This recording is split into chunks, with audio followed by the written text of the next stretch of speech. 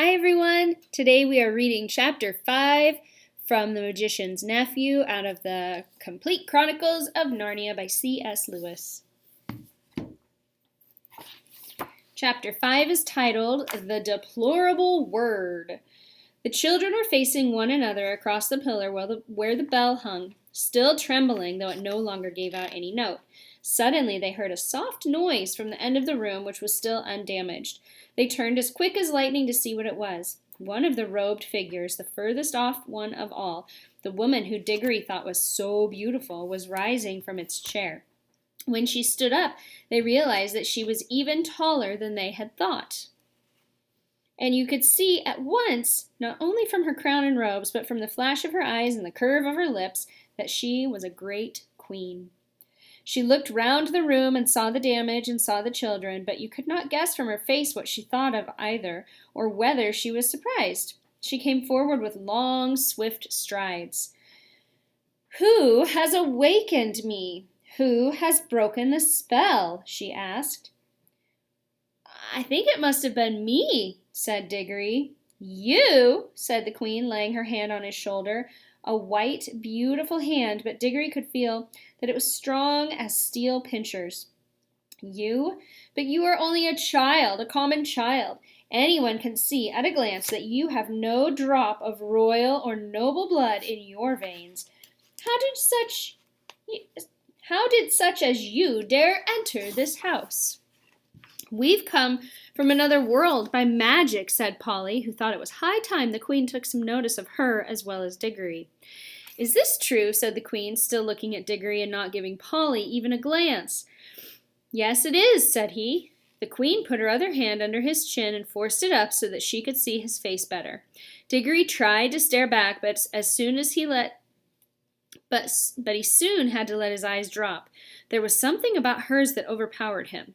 After she studied him for well over a minute, she let go of his chin and said, "You are no magician.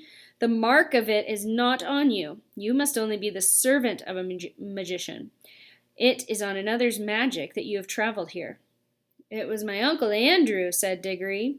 At that moment, not in the room itself, but from somewhere very close, there came, first a rumbling, then a creaking, and then a roar of falling masonry, and the floor shook. "There is great peril here," said the queen. "The whole palace is breaking up. If we are not out of it in a few minutes, we shall be buried under the ruin." She spoke as calmly as if she had been merely mentioning the time of day. "Come," she added, and she held out a hand to each of the children. Polly, who was disliking the queen and feeling rather sulky, would not have let her hand be taken if she could have helped it. But the queen spoke so calmly. But though the queen spoke so calmly, her movements were as quick as thought. Before Polly knew what was happening, her left hand had been caught in a hand so much larger and stronger than her own that she could do nothing about it. "This is a terrible woman," thought Polly. "She's strong enough to break my arm with one twist. And now that she's got my left hand, I can't get at my yellow ring. If I tried to stretch across and get my right hand into my left pocket, I mightn't be able to reach it before she asked me what I was doing. Whatever happens, we mustn't let her know about the rings. Do hope Diggory has the sense to keep his mouth quiet. I wish I could get a word with him alone." The queen led them out of the Hall of Images into a long corridor and then through a whole maze of halls and stairs and courtyards. Again and again they heard parts of the great palace collapsing, sometimes quite close to them. Once a huge arch came thundering down, only a moment after they had passed through it. The queen was walking quickly. The children had to trot to keep up with her, but she showed no sign of fear. Diggory thought, "She's wonderfully brave and strong. She's what I call a queen. I do hope she's going to tell us the story of this place." She did tell them certain things as they went along. "This is the door to the dungeons," she would say, or "That passage leads to the principal torture chambers," or "This was the old banqueting hall where my great-grandfather bade 700 nobles to a feast and killed them all before he had drunk their fill." They had rebellious thoughts. They came at last into a hall larger and loftier than any they had seen yet. From its size and from the great doors at the far end, Diggory thought that now at last they must be coming to the main entrance. In this, he was quite right. The doors were dead black, either ebony or some black metal which is not found in our world. They were fastened with great bars, most of them too high to reach and all too heavy to lift. He wondered how they would get out. The queen let go of his hand and raised her arm. She drew herself up to full height and stood rigid. Then she said something which they couldn't understand, but it sounded horrid, and made an action as if she were throwing something toward the doors. And those high and heavy doors trembled for a second as if they were made of silk, and then crumbled away until there was nothing left of them but a heap of dust on the threshold. "Whew!" whistled Diggory. "Has your master magician, your uncle, power like mine?" asked the queen, firmly seizing Diggory's hand. "But I shall know later. In the meantime, remember what you have seen. This is what happens to things and to people who stand in my way." Much more light than they had yet seen in that country was pouring in through the now empty doorway, and when the queen led them out through it, they were not surprised to find themselves in the open air. The wind that blew in their faces was cold, yet somehow stale.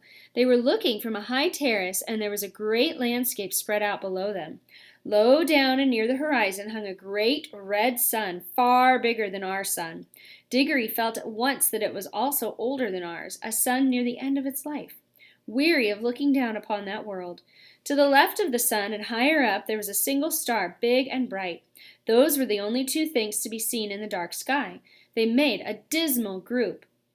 And on the earth in every direction, as far as the eye could reach, there spread a vast city, in which there was no living thing to be seen. And all the temples, towers, palaces, pyramids, and bridges cast long, disastrous-looking shadows in the light of that withered sun. Once a great river had flowed through the city, but the water had long since vanished, and there was now only a wide ditch of gray dust. "Look well on that which no eyes will ever see again," said the queen. "Such was Charn, that great city, the city of the King of Kings, the wonder of the world, perhaps of all the worlds. Does your uncle rule any city as great as this, boy?" "No," said Diggory. He was going to explain that Uncle Andrew didn't rule any cities, but the queen went on. "It is silent now, but I have stood here when the whole air was full of the noises of Charn, the trampling of feet, the creaking of wheels, the cracking of the whips, and the groaning of slaves, the thunder of chariots, and the sacrificial drums beating in the temples. I have stood here, but that was near the end, when the roar of battle went up from every street, and the river of Charn ran red." She paused and added, "All in one moment, one woman blotted it out forever." "Who?" said Diggory in a faint voice, but he had already guessed the answer. "I," said the queen. "I, Jadis, the last queen, the queen of the world." The two children stood silent, shivering in the cold wind. "It was my sister's fault," said the queen. "She drove me to it. May the curse of all the powers rest upon her forever. At any moment I was ready to make peace. Yes, and to spare her life too, if only she would yield me the throne, but she would not. Her pride has destroyed the whole world. Even after the war had begun, there was a solemn promise that neither side would use magic. But when she broke her promise, what could I do? Fool! As if she did not know that I had more magic than she. She even knew that I had the secret of the deplorable world. Did she think, she was always a weakling, that I would not use it?" "What was it?" said Diggory. "That was the secret of secrets," said the Queen Jadis. It had long been known to the great kings of our race that there was a world which, if spoken with the proper ceremonies, would destroy all living things except the one who spoke it. But the ancient kings were weak and soft-hearted, and bound themselves and all who should come after them with great oaths never to even seek after the knowledge of that world. But I learned it in a secret place, and paid a terrible price to learn it. I did not use it until she forced me to it. I fought to overcome her by every other means. I poured out the blood of my armies like water." "Beast," muttered Polly. "The last great battle," said the queen, "raged for 3 days here in Charn itself. For 3 days I looked down upon this very spot. I did not use my power till the last of my soldiers had fallen. And the accursed woman, my sister, at the head of her rebels, was halfway up those great stairs that led up from the city to the terrace. Then I waited till we were so close that we could see one another's faces. She flashed her horrible, wicked eyes upon me and said, 'Victory!' 'Yes,' said I, 'victory, but not yours.' Then I spoke the deplorable word. A moment later, I was the only living thing beneath the sun." "But the people?" gasped Diggory. What people, boy? Asked the Queen. All the ordinary people, said Polly, who'd never done you any harm, and the women, and the children, and the animals. Don't you understand? Said the Queen, still speaking to Diggory. I was the Queen. They were all my people. What else were they there for but to do my will? It was rather hard luck on them all the same, said he. I had forgotten that you are only a common boy. How should you understand reasons of state? You must learn, child, that what would be wrong for you or for any of the common people is not wrong in a great queen such as I. The weight of the world is on our shoulders. We must be freed from all rules. Ours is a high and lonely destiny. Diggory suddenly remembered that Uncle Andrew had used exactly the same words. But they sounded much grander when Queen Jadis said them, perhaps because Uncle Andrew was not 7 feet tall and dazzlingly beautiful. And what did you do then? Said Diggory. I had already cast strong spells on the hall where the images of my ancestors sit, and the force of those spells was that I should sleep among them like an image myself, and need neither food nor fire, though it were 1,000 years, till one came and struck the bell and awoke me. What is the deplorable word that made the sun like that? Said Diggory. Like what? Said Jadis. So big, so red, and so cold. It has always been so, said Jadis, at least for hundreds of thousands of years. Have you a different sort of sun in your world? Yes, it's smaller and yellower, and it gives a good deal more heat. The Queen gave a long drawn, aha! And Diggory saw on her face the same hungry and greedy look which he had seen on Uncle Andrew's. So, she said, yours is a younger world. She paused for a moment to look once more at the deserted city, and if she was sorry for all the evil she had done there, she certainly didn't show it, and then said, Now let us be going. It is getting cold here at the end of all the ages. Going where? Asked both the children. Where? Repeated Jadis in surprise. To your world, of course. Polly and Diggory looked at each other aghast. Polly had disliked the Queen from the first moment, and even Diggory, now that he had heard the story, felt that he had seen quite as much of her as he wanted. Certainly she was not at all the sort of person one would like to take home, and if they did, they didn't know how they could. What they wanted was to get away themselves, but Polly couldn't get at her ring, and of course Diggory couldn't go without her. Diggory got very red in the face and stammered. Our world. I didn't know you wanted to go there. What else were you sent here for, if not to fetch me? Asked Jadis. I'm sure you wouldn't like our world at all, said Diggory. It's not her sort of place, is it, Polly? It's very dull, not worth seeing, really. It will soon be worth seeing when I rule it, answered the Queen. Oh, but you can't, said Diggory. It's not like that. They wouldn't let you, you know. The Queen gave a contemptuous smile. Many great kings, she said, thought they could stand against the House of Charn, but they all fell, and their very names are forgotten. Foolish boy, do you think that I, with my beauty and my magic, will not have your world at my feet before a year has passed? Prepare your incantations and take me there at once. This is perfectly frightful, said Diggory to Polly. Perhaps you fear for this uncle of yours, said Jadis. But if he honors me duly, he shall keep his life and his throne. I am not coming to fight against him. He must be a very great magician if he has found how to send you here. Is he king of your whole world or only of part? He isn't king of anywhere, said Diggory. You are lying, said the Queen.